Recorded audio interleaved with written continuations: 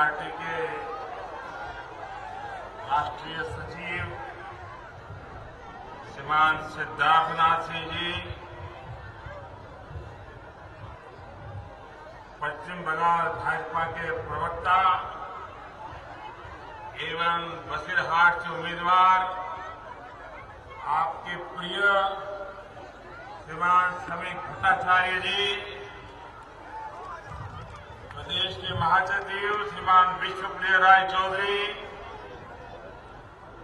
श्रीमान अमल चटर्जी, श्रीमान शंतनु बसु, श्रीमान विकास सिंह, श्रीमान प्रदीप बनर्जी, श्रीमान रंजीत भौमिक, श्रीमान के शर्मा और इतनी विशाल संख्या में पधारे हुए बसीरहाट के मेरे प्यारे भाइयों और बहनों,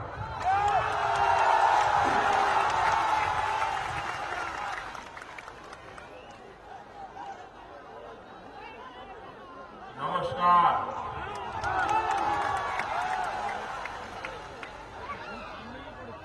नदी आमादेर मां, নদীর দেশ বসিরহাট।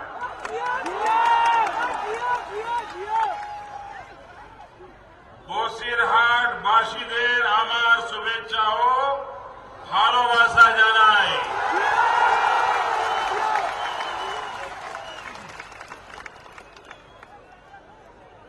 जब मेरा कार्यक्रम बन रहा था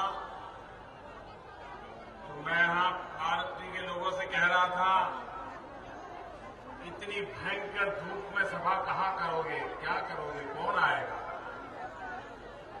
लेकिन मैं ये दृश्य देखकर हैरान हूं, 1 इंच भी जगह नहीं बची, 1 इंच भी जगह नहीं बची। और मैं हेलीपैड से यहां आया, पूरे रास्ते भर दोनों तरफ ह्यूमन चेन नहीं, ह्यूमन वॉल था, ह्यूमन वॉल।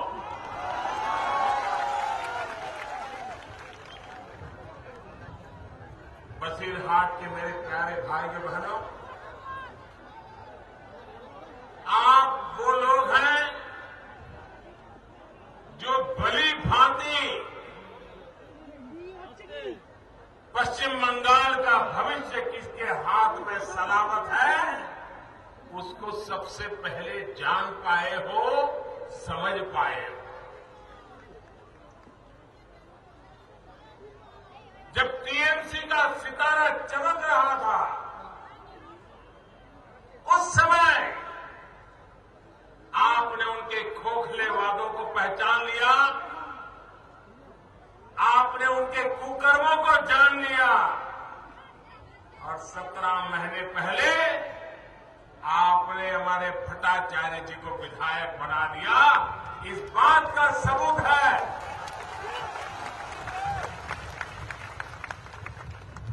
कि बसीरहाट के लोग पूरे पश्चिम बंगाल को बचाने का बीड़ा उठाया है और इसलिए मैं इस धरती को बहुत बहुत बधाई देता हूं। कभी कभी लोगों को लगता है एक विधायक चुन करके क्या कर सकता है, एक एमएलए बन जाए तो क्या फर्क पड़ता है। लेकिन हमारे भट्टाचार्य जी ने आपके सामने उदाहरण प्रस्तुत कर दिया, एक भी अगर ईमानदारी से काम करता है तो सारी सरकार के सामने खड़े होकर के लोगों की भलाई का काम कर सकता है और उसने करके दिखाया।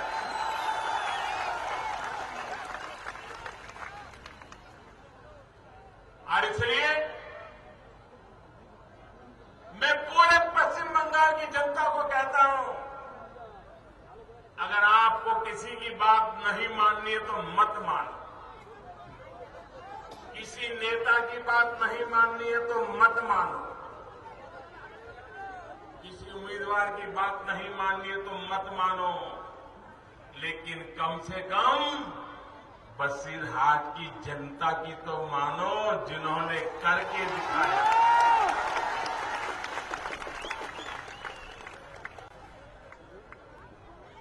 ये हमारा बसीरहाट पीने के पानी की कितनी किल्लत है। आप मीठा पानी के लिए तरसते हो कि नहीं तरसते हो? पीने के पानी के लिए एक तकलीफ झेलते हो कि नहीं झेलते हो? मीठा पानी मिलना चाहिए कि नहीं मिलना चाहिए? समंदर तट की जिंदगी कैसी होती है वो मैंने देखा। मैं भली भांति जानता हूं मीठा पानी पाने के लिए क्या दिक्कतें होती है, मैं समझता हूं। लेकिन भाइयों बहनों, आजादी के 60 साल बीत चुके, 70 साल होने जा रहे हैं। 3 लोगों ने राज किया। पश्चिम बंगाल पर 3 सरकारों ने राज किया। कांग्रेस, लेफ्ट और टीएमसी। क्या आपको मीठा पानी मिला क्या? मिला क्या?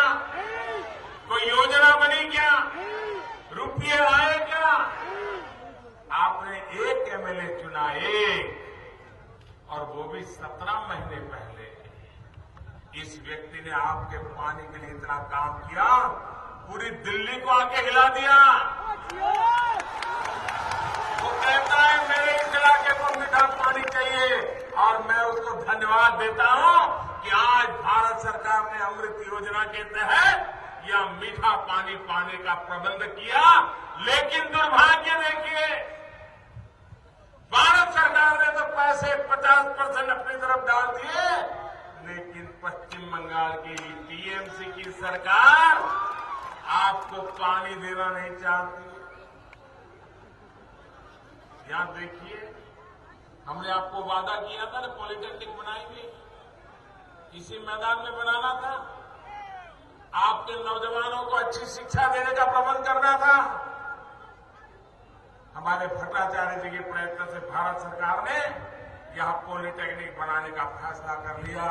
लेकिन उसमें भी दीदी को परेशानी हो गई है।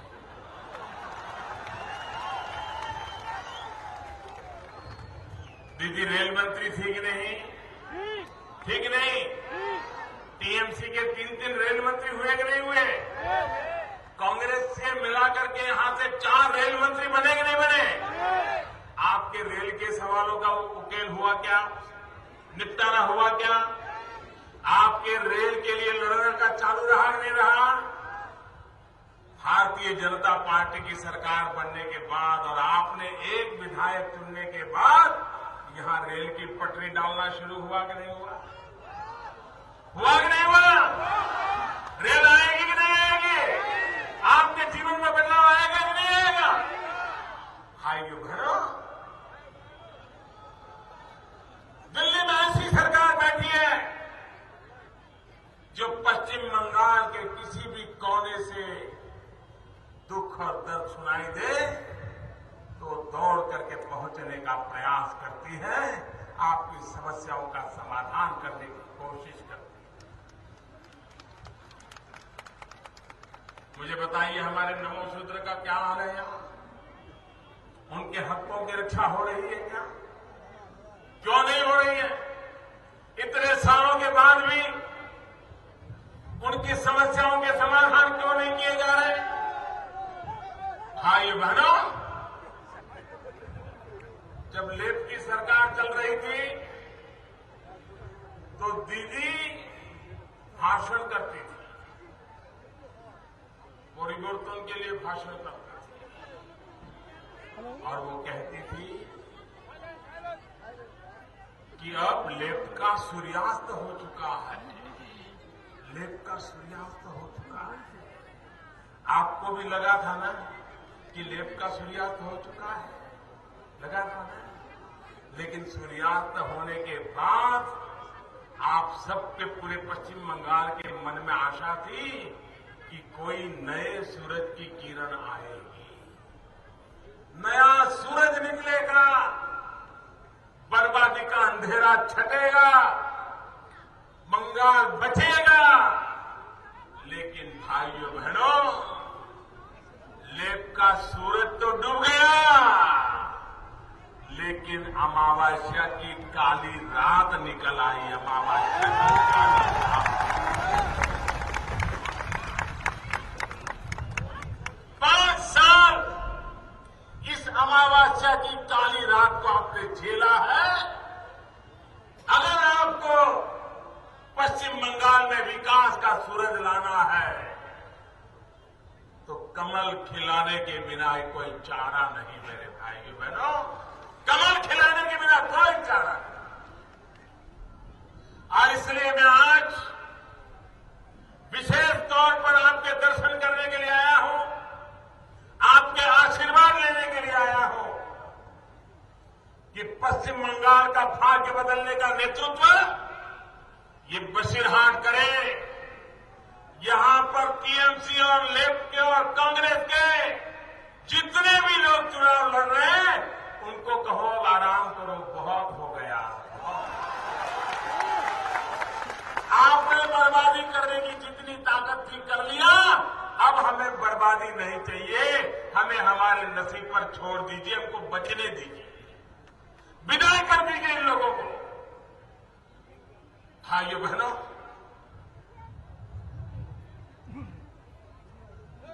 कोई एक विषय ऐसा नहीं है जिसमें इस सरकार ने सामान्य मानवीय की आशा अपेक्षाओं को पूर्ण करने में कोई प्रयास किया।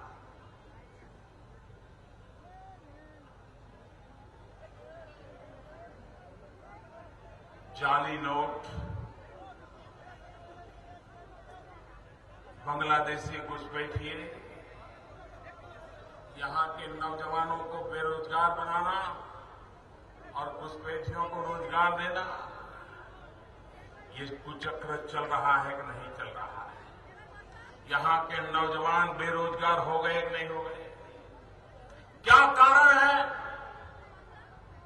कि एक जमाना था जो पश्चिम बंगाल देश भर के नौजवानों को आकर्षित करता था। अपनी जवानी में देश का हर नौजवान कोलकाता आना चाहता था, पश्चिम बंगाल आना चाहता था, अपने भविष्य को नए सिरे से बनाने के लिए भूमि को पसंद करता था। आज ऐसा क्या हो गया कि ऐसी पवित्र मिट्टी में पैदा हुए मेरे नौजवान अपने बूढ़े मां बाप को छोड़ करके दिल्ली मुंबई की झुग्गी झोपड़ी में जीने के लिए मजबूर हो जाते हैं।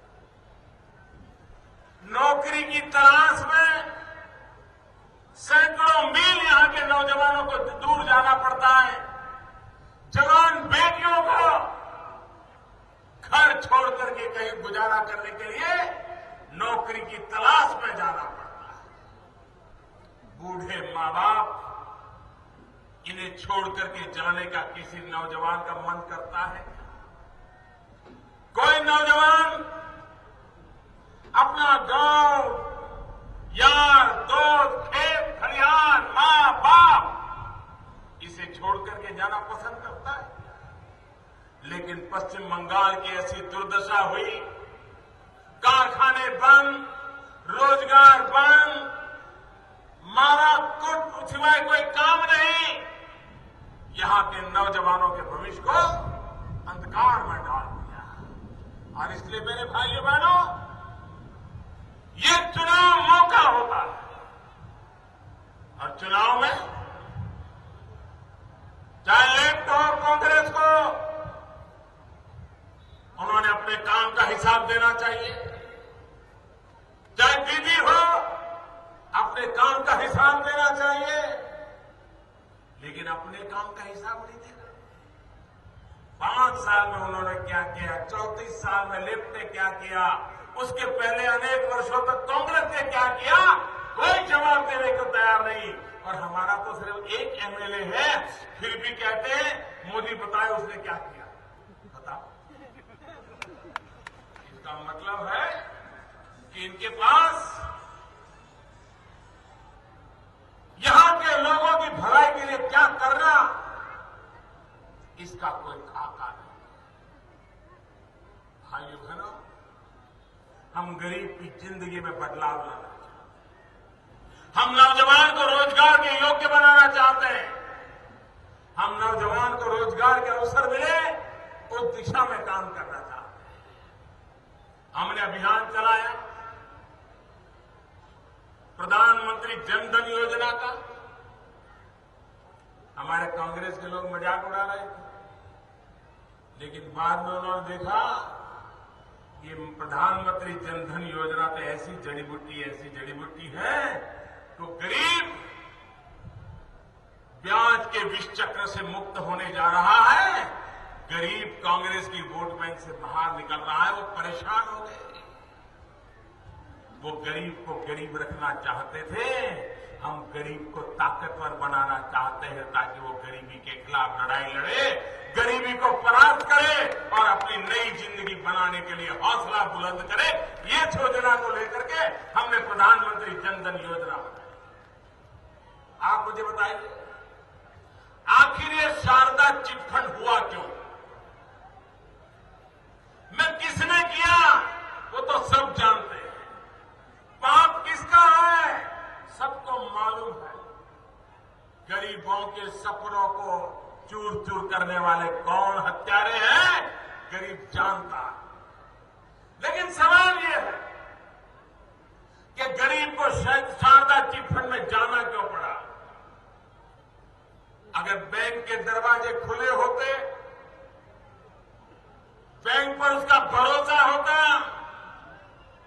और गरीब को यह विश्वास होता कि बैंक में मैं पैसा रखूंगा, बेटी बड़ी होगी तब पैसे निकालूंगा, बेटी की शादी करवा लूंगा, तो गरीब ने शारदा चिटफंड में पैसे नहीं रखे होते। लेकिन गरीब के लिए बैंक के दरवाजे बंद थे, इसलिए पैसे चाहिए तो ब्याज खाओ, साहूकार के यहां जाओ, और पैसे रखने हैं तो शारदा चिटफंड में जाओ। मेरा गरीब आदमी दोनों तरफ मरता गया। और सब जानते हैं शारदा के लुटेरे कौन है, शारदा के लुटेरों के रक्षक कौन है, शारदा के लुटेरों के साथीदार कौन है, सब कोई जानते हैं।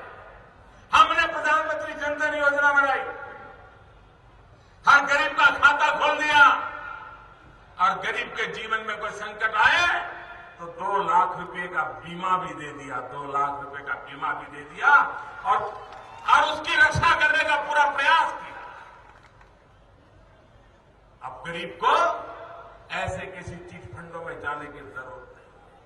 हमारे देश को अगर किसी ने तबाह किया, बर्बाद किया, तो भ्रष्टाचार ने बर्बाद किया, भाई भतीजावाद ने बर्बाद किया है, अपने परायों ने बर्बाद किया है, नौजवानों की जिंदगी को रौंद डाला है। एक गरीब के घर अगर इनकम का कागज आ जाए तो वो बेचारा निकलता है खोजने के लिए किसी को, कि भाई किसी की सिफारिश मिल जाए, कोई नेता की मदद मिल जाए ताकि बेटा इंटरव्यू में पास हो। गरीब मां बाप बेटे का इंटरव्यू निकलता है तो दर दर भटकते हैं कि कोई मदद करने वाले मिल जाए, और कोई दलाल आ जाता है, कहता है 50,000 रुपया दो, उसको इंटरव्यू में पास करवा दो, नौकरी दिलवा दूंगा। ड्राइवर की नौकरी हो, पट्टे वाले की, प्यून की नौकरी हो, कारकुन की नौकरी हो, और गरीब बेचारा बेटे के भविष्य के लिए 50,000 रुपया कर्ज ला करके दे देता है। जमीन हो, मकान हो, गहने हो, गिरवी रखता है, और जब नौकरी मिलती नहीं तो उसका तो भविष्य तो बर्बाद होता है, वो 50,000 रुपया का कर्ज भी नया जुड़ जाता है। भाइयों बहनों, गरीब की मदद कैसे होती है? हमने निर्णय किया और ये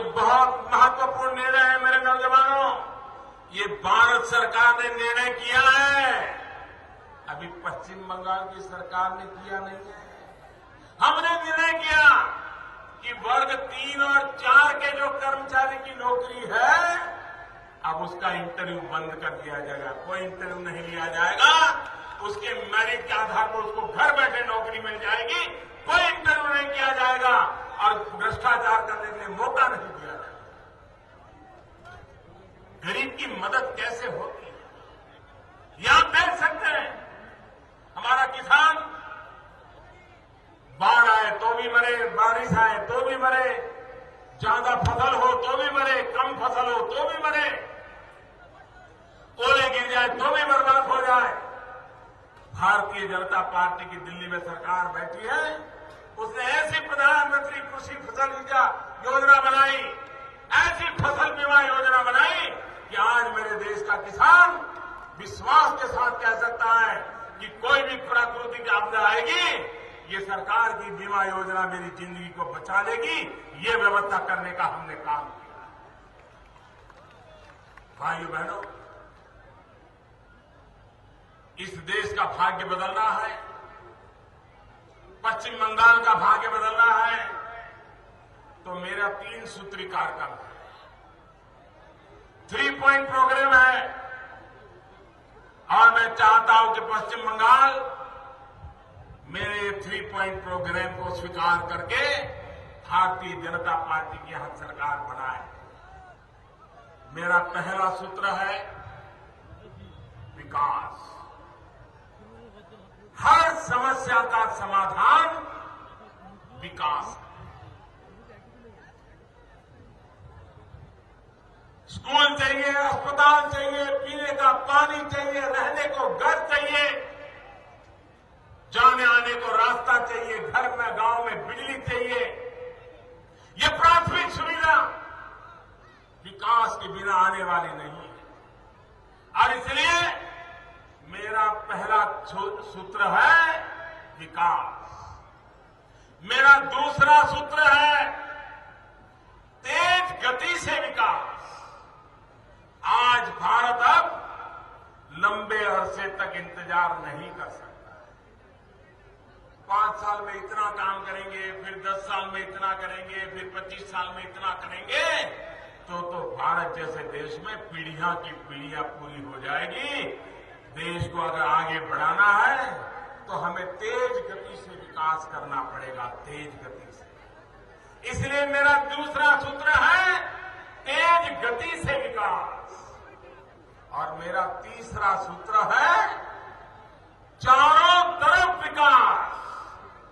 विकास सिर्फ कर्नाटक में होगा तो नहीं चलेगा, गोवा में होगा तो नहीं चलेगा, महाराष्ट्र में होगा तो नहीं चलेगा, गुजरात में होगा तो नहीं चलेगा, राजस्थान और दिल्ली में होकर के रह जाएगा तो नहीं चलेगा। विकास हिंदुस्तान के हर कोने में होना चाहिए, चारों तरफ विकास होना चाहिए।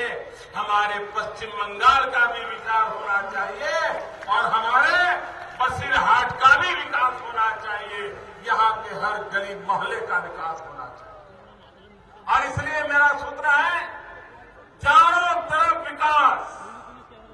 भाइयों बहनों, इस विकास के आड़े जो ताकतें आ रही हैं, उन्हें नष्ट करना इस चुनाव में एक अवसर होता है। भाइयों बहनों, एक जमाना था, कहीं भ्रष्टाचार की खबर आए तो पता चलता था कि दीदी मैदान में आ गई। किसी ने भ्रष्टाचार की खबर सुनी तो समझ लीजिए दीदी मैदान में आ जाती थी, भ्रष्टाचार के खिलाफ लड़ती थी। लेकिन 5 साल पहले दीदी ने परिवर्तन कहा और दीदी में ही परिवर्तन आ गया। और आज इतना भयंकर भ्रष्टाचार की घटनाएं, विवेकानंद ब्रिज टूट गया, अनेक लोग मारे गए। ये भ्रष्टाचार नहीं है तो क्या है? ये भ्रष्टाचार का जीता जागता सबूत नहीं है तो क्या? नारदा, पहले सुना था शारदा, अब देखा नारदा। आंखों के सामने टीवी के पर्दे पर हर घर और गली में हमने देखा नारदा और ये बड़े बड़े नेता, बड़ी बड़ी बातें करने वाले लोग, सारी दुनिया को सलाह देने वाले लोग और चेहरे पर सादगी पहने हुए लोग टीवी के कैमरे के सामने लाओ कितना लाए हो। अच्छा इतना है, इतना बड़ा बंडल ऐसे जेब में डाल देते और चेहरे पर शर्म का नामो निशान नहीं है। ऐसे कर रहे हैं जैसे रोज की आदत हो, ऐसे कर रहे हैं और टीवी पर कह रहे हैं ऐसा करो, मुझे तो इतना दिया लेकिन थोड़ा उसको भी पहुंचाओ, वो मेरा काम देखता है। कुछ लोग कहते हैं अच्छा इस बार इतना लाए हो, अगली बार कितना लाओगे। कुछ लोग ये भी कहते हैं भैया ये पैसा तो इस काम का हो गया लेकिन उस काम वाले का क्या। भाई बड़े बंगाल बेचा गया है कि नहीं बेचा गया, ये बंगाल बेचा गया कि नहीं बेचा गया, नौजवान का भविष्य बेचा गया कि नहीं बेचा गया, अपना पेट भरने के लिए पैसे खाने के लिए किया गया कि नहीं किया गया। क्या ऐसे भ्रष्टाचारियों को आप फिर से चुनाव का मौका देंगे? अगर बंगाल को बचाना है तो भाइयों बहनों क्रांति का बेड़ा उठाना पड़ेगा और तब जाकर के बंगाल बच सकता है। शारदा से नारदा तक गरीबों को लूटने का काम हुआ है। यहां पर लेफ्ट और कांग्रेस गले लगा करके चल रहे हैं, कंधे से कंधे मिला करके चल रहे हैं। भाइयों बहनों 5 साल पहले जब यहां लेफ्ट की सरकार थी और चुनाव आया था, जरा कांग्रेस के लोगों के भाषण निकाल के सुनो क्या बोलते थे। पश्चिम बंगाल की सारी मुसीबतों का कोई कारण है तो लेफ्ट है, ये कांग्रेस के नीचे से ऊपर तक सब बोलते थे। और आज कह रहे हैं पश्चिम बंगाल का भविष्य बचाना है तो कांग्रेस और लेफ्ट को चुनाव में लाओ, कांग्रेस और लेफ्ट को लाओ। ये झूठी बातें आपके गले उतरती हैं क्या? उतरती है क्या? ये पश्चिम बंगाल की जनता की आंख में धूल झोंक रहे कि नहीं झोंक रहे? यहां की जनता वो गोरख बनाने का प्रयास कर रहा है कि नहीं कर रहा है? और ये पश्चिम बंगाल में आते हैं तो गले मिल के बात करते हैं, लेकिन केरल में भी चुनाव चल रहा है। केरल में जरा आप कोई मलयालम टीवी चैनल देख लीजिए, कांग्रेस वाले लेफ्ट का गला काट रहे हैं, लेफ्ट वाले कांग्रेस का गला काट रहे हैं, दोनों ऐसे एक दूसरे को मारने पर तुले हुए हैं। भाइयों बहनों ये कैसी राजनीति है? एक ही समय एक ही देश में 2 पार्टियां केरल के में कुश्ती करती हैं और पश्चिम बंगाल में दोस्ती करती है। ये केरल में कुश्ती, बंगाल में दोस्ती, ये आप लोगों की आंख में धूल झोंकने का प्रयास है। वो ये मानते हैं कि पश्चिम बंगाल की जनता कुछ समझती नहीं है, पश्चिम बंगाल की जनता तो हमारी जेब में है, हम जो चाहे वो कर लेंगे। ऐसे लोगों को सबक सिखाओ भाइयों बहनों, ऐसे लोगों को सबक सिखाओ। और मैं आपसे मांगने आया हूं विकास के लिए वोट। आपने इन सबको देख लिया है। आज मध्य प्रदेश विकास तेज गति से कर रहा है, उसका कारण यह है कि वहां की जनता ने भारतीय जनता पार्टी को सेवा करने का मौका दिया।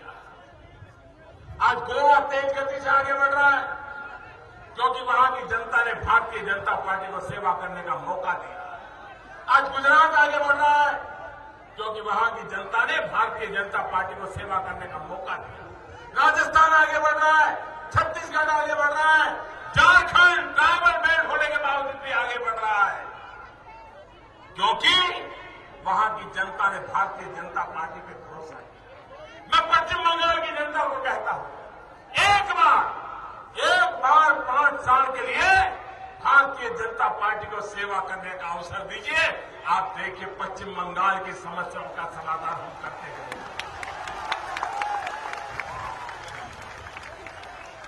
ये तीसरे ऑल्टरनेट की ओर आप आइए, इन लोगों से मुक्ति पाइए और पश्चिम बंगाल के नौजवानों का भविष्य बनाइए। इसी एक अपेक्षा के साथ इतनी कड़ी धूप में आप लोग मुझे आशीर्वाद देने आए, मैं आपको नमन करता हूं, आपका अभिनंदन करता हूं। बहुत बहुत धन्यवाद।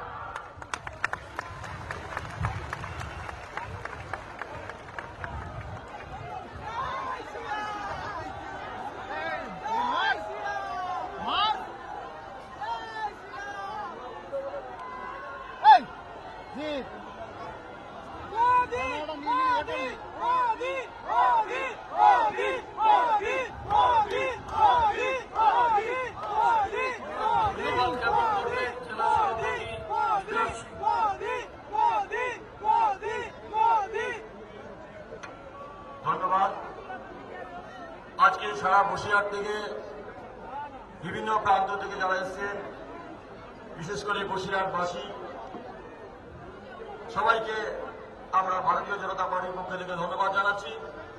সেই সঙ্গে সঙ্গে সাউন্ডের যারা দায়িত্বে ছিলেন, সঙ্গে যেসব ডেপুটার আমাদের ব্যক্তিগণ এই সভাকে সফলমণ্ডিত করার সহযোগিতা করেছেন, তাদেরকে ধন্যবাদ জানাচ্ছি।